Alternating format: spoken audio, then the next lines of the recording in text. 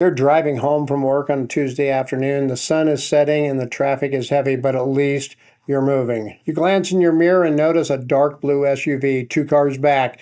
You take your usual exit and head toward your neighborhood. 5 minutes later, you look again and that blue SUV is still there. This is the moment where most people start to panic. They speed up or they start making random turns without a plan. But if you want to handle this like a professional, you have to stay calm. Panic leads to mistakes, and mistakes lead to accidents, and accidents can lead to escalating a dangerous situation. The first thing you need to do is verify if that car is actually following you or if they are just heading in the same direction. How can you be absolutely sure someone is tailing you without making it obvious that you are checking? The most effective way to confirm a tail is using what we refer to as the box maneuver. This is a series of 4 right turns or 4 left turns that eventually bring you right back to the street you started on. Think about it for a second. There's almost no reason for a normal driver to make 4 consecutive turns in a circle unless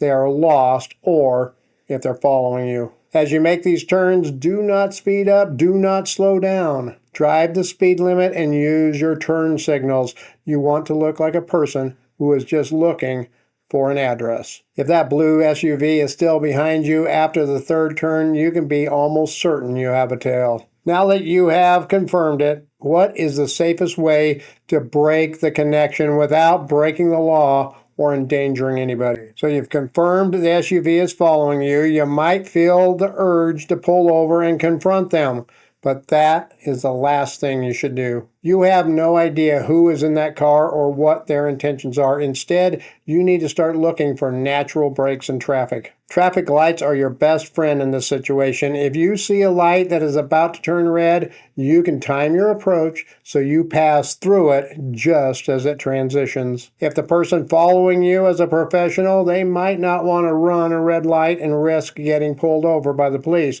But what happens if they do run the light or if they catch up to you at the next one? As you continue through the city, you need to think about your surroundings. Never lead a tail to your home, a relative's or a friend's home, or your place of work. This gives the person following you valuable information they may be looking for. Instead, stay on main roads, arterial roads, and collector streets with plenty of other traffic and people. You want to be in a position where there are witnesses and cameras everywhere. If you feel the situation is becoming unsafe, your priority shifts from losing the tail to finding help. Do you know where the nearest police station or fire station is located from where you are right now? It is a good habit to always know the location of public safety buildings in the areas that you frequent. You have been through several intersections now, and the SUV is still hovering a few cars back. Now is the time to use lane changes to your advantage. Move to the far left,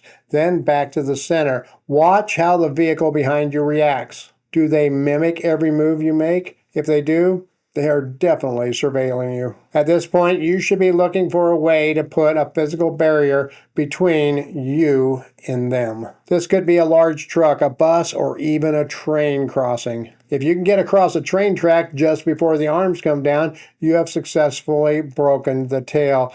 But what if there are no trains and no heavy trucks to hide behind? You're still being followed and the environment is changing. Maybe you are moving from a busy commercial area into a more residential or rural area. This is where things get tricky because there are fewer places to hide. If you find yourself on a long stretch of road with no turns, you need to create an opportunity. One legal way to do this is to pull into a very busy gas station or a crowded shopping center. Now, don't stop at any dark corners or alleyways. Pull right up to the front doors where there is a lot of foot traffic. Get out of your car and walk inside the store.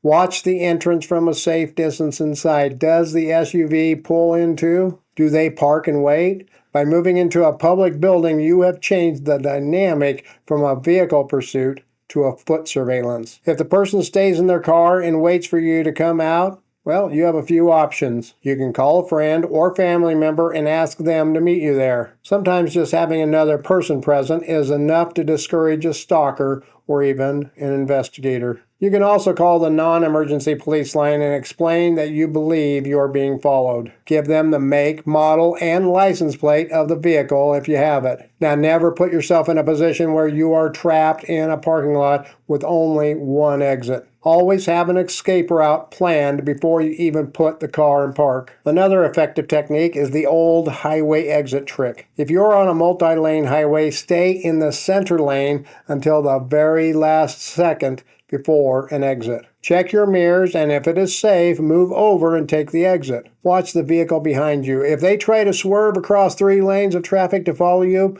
they are being very aggressive, and you should head straight to a police station or another safe place. If they miss the exit, they will have to go to the next one and double back, which gives you several minutes of lead time to disappear and continue your plans for the day. Parking garages are excellent for losing tails too, because they have multiple levels and often multiple exits. If you enter a large garage, go up 2 or 3 levels, then immediately take the stairs or elevator back down to the street level and leave through a different exit if possible. This works best if you are in a city with high-density parking. The goal is to create enough turns and level changes that the person following you loses visual contact. Once visual contact is broken, the tail is effectively over as long as you do not return to your original route. Remember that the law is always on your side as long as you stay within the rules of the road. You do not need to drive 100 miles per hour to lose somebody. You just need to be more observant and more patient than they are. Most people following you are hoping you won't notice them. Once they realize you're onto them and that you are heading toward a police station or a very crowded area, they will oftentimes break off the surveillance on their own. They don't want to get caught or identified any more than you want to be followed. Now, here are some core principles to remember. Stay calm. Verify the tail with a box maneuver. Stay in well-lit public areas and use traffic patterns to your advantage. Never lead them home, and never hesitate to call for help if you feel you're in danger.